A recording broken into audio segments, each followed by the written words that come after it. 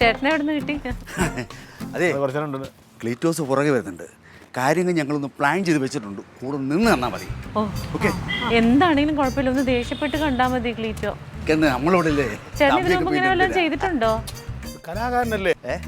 ഇതിനു മുമ്പ് ഇങ്ങനെ വല്ലതും ചെയ്തിട്ടുണ്ടോ? പിന്നെ എന്തുമാത്രം ഒരുപാട് കിട്ടിയിട്ടുണ്ട്. വരുന്നുണ്ട്. ചേട്ടാ എല്ലാരും കൂടി നോക്കിയിരുന്ന ക്ലീറ്റോന്റെ സംശയം തോന്നുന്നു. എന്നിട്ട് നാടകത്തിൽ പൊളിച്ചെടുക്കുമായിരുന്നു ഞാൻ. അതല്ലേ?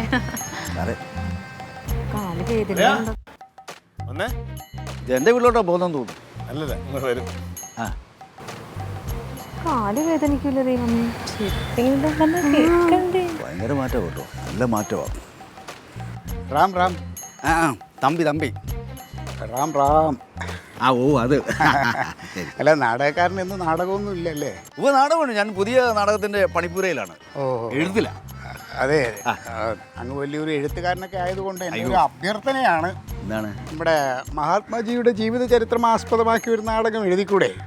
അങ്ങനെ ആവുമ്പോൾ എനിക്കും അതിനകത്തൊരു കുഞ്ഞ് വേഷം ചെയ്യുകയും ചെയ്യാം. നാടകത്തിൽ അഭിനയിച്ചിട്ടുണ്ട്. നാടകമൊക്കെ ചെയ്തിട്ടുണ്ട്. ഉണ്ട്. ഇടയ്ക്ക് ക്ലബിന്റെ നാടകം ചെയ്തിരുന്നു. പിന്നെ സ്കൂൾ നാടകങ്ങളിലൊക്കെ ചെയ്തിട്ടുണ്ട്. അയ്യോ, ഇത് സ്കൂളല്ല, ഞാൻ പ്രൊഫഷണലാണ് പോലും. അതിലും വലിയ മഹാത്മജിയുടെ ജീവിത ചരിത്രം ആകുമ്പോൾ ഞാൻ അതിനകത്ത് ഒരു ഭാഗമാകും. എന്തെങ്കിലും ചെയ്യണം എനിക്ക്. അങ്ങനെ ഒരു ഇതൊന്നും ആലോചിച്ചൂടെ? അത് ആലോചിക്കാം, നമുക്ക് ചെയ്യാം. അല്ല, ഞാൻ ആലോചിക്കുന്ന ക്ലീറ്റസ് ഇത് രാഷ്ട്രീയമൊക്കെ വിട്ടോ? അയ്യോ, ഈ രാഷ്ട്രീയം എന്ന് പറയുന്നത് എൻ്റെ രക്തത്തിൽ അലിഞ്ഞു ചേർന്നിട്ടുള്ളതാ. ഇത് പൊതുജന സേവനം, ജനങ്ങളോടൊപ്പം എന്നും ഞാനുണ്ട്. സേവനം മറ്റേ പുട്ടടിക്കുന്ന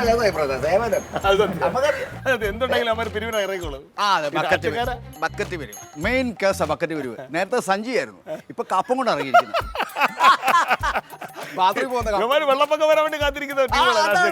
വെള്ളപ്പൊക്കോ ഒരു കാറ്റ് വന്നാൽ മതി, ഉടനെ ഇറങ്ങിയിരിക്കും.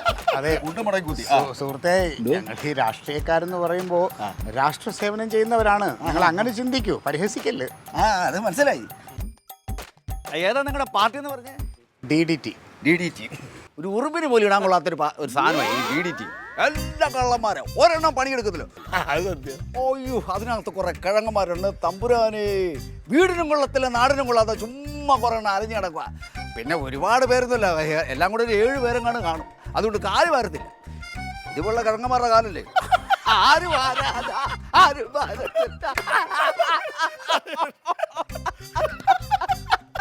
സാറേ, ഞാൻ പറഞ്ഞത് ശരിയല്ല?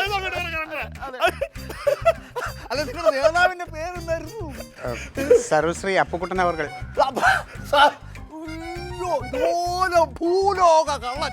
അയാളെ വീട്ടിൽ കണ്ടു കേട്ടോ, സാധനം അടിച്ചോണ്ട് പോകും. അയ്യോ, നേതാവ് എത്ര കേസാന്നറിയോ? പിന്നെ പാവങ്ങളെ പറ്റിച്ചിട്ട് ലോണൊന്നും കീണെന്നൊക്കെ പറഞ്ഞത് വിളിച്ചു നിർത്തി വാരിയൊക്കെ ഒട്ടിക്കാണല്ലേ. കുറെ നേരമായി ഞാനങ്ങ് സഹിക്കാണ്. എന്നെ, എന്റെ പാർട്ടി, എന്റെ നേതാക്കന്മാരെ എന്തെങ്കിലും പറഞ്ഞുണ്ടല്ലോ, ആർച്ചിന്റെ കരണം പൊളിക്കും. നീ നാടകം ഉണ്ടാക്കും പോലല്ല രാഷ്ട്രീയക്കാർ പ്രവർത്തിക്കുന്നത്. അതിന് ബുദ്ധിമുട്ടുണ്ട്. ഇനി എങ്ങാനും നീ എന്റെ പാർട്ടിയെ എന്റെ നേതാക്കന്മാരെ കുറിച്ച് വല്ലതും പറഞ്ഞുകൊണ്ടോ എന്റെ അപ്പുകൂടെ നല്ലതിനെ കുറിച്ച് നിനക്ക് എന്തറിയണം? നിനക്ക് വല്ല പുല്ലും അറിയാമോ? ഒന്നും അറിഞ്ഞൂടാ. പ്രസംഗിക്കാണ് നീ മിണ്ടരുത്. ഒരു ചവിട്ടത്തടിച്ചാൽ മറ്റേ ചവിട്ടത്താടി കാണിച്ചു കൊടുക്കുന്നതാണ് ഗാന്ധി. നീ ഇങ്ങനെ അതെ എന്റെ പാർട്ടിയെ പറഞ്ഞോണ്ടല്ലോ, അതൊന്നും ഞാൻ നോക്കൂല. അതാണ്, അത് നീ നോക്കൂലെന്ന് എനിക്കറിയായിരുന്നു. ഞാൻ നിന്നെ വെല്ലുവിളിച്ചായിരുന്നാടാ. നിന്റെ ഈ അളിഞ്ഞ സ്വഭാവം വിളി വരുന്ന എനിക്കറിയായിരുന്നു. ഇപ്പൊ എങ്ങനെയുണ്ട് നീല കുറുക്കൈ? ഇത് പുറത്തു വരാൻ വേണ്ടിയിട്ടാണ് ഞങ്ങൾ ഇത്രയും കളിച്ചത് അല്ലേ? ഇപ്പോഴാണ് ക്ലീറ്റോ ആയത്. സമാധാനായി. സാറേ, ഇപ്പൊ ഒരു കാര്യം മനസ്സിലായോ? ഒരു കലാകാരൻ വിചാരിച്ചാൽ ഒരു കുടുംബത്തിൽ പരിവർത്തനത്തിന്റെ പാത തുറക്കാൻ പറ്റും. അതാണ് നടപ്പിനെ പിടുത്തം വിട. സോഫ്റ്റ് ആണ് പോട്ടെ, സോഫ്റ്റ് ആയിട്ട്.